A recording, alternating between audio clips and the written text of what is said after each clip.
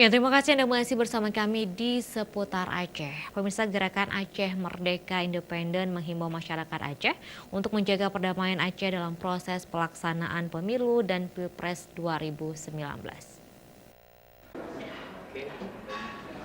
Hal ini disampaikan pimpinan Presidium GAM Independen Tunku Sufaini Usman saat ngopi bersama sejumlah wartawan di sebuah kafe kawasan Lamprit, Banda Aceh, Rabu pagi.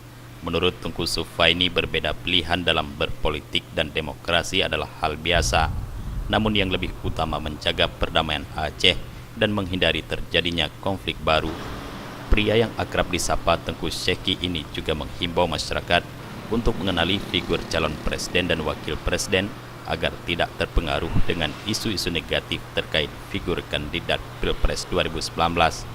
Oleh sebab itu, masyarakat diajak untuk menghindari menyebarkan dan mempercayai berita hoak hingga isu fitnah terhadap capres-cawapres yang disebarkan oleh oknum tidak bertanggung jawab tanpa bukti kebenarannya.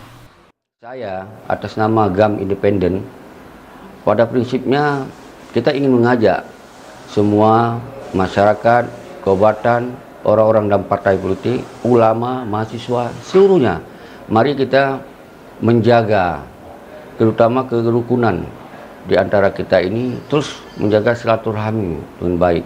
Apabila di antara kita ada yang berbeda pandangan politik dan seterusnya, juga beda pilihan, itu saya pikir biasa saja di dalam demokrasi. Baik dalam penyampaian statement politik pun juga bisa berbeda-beda.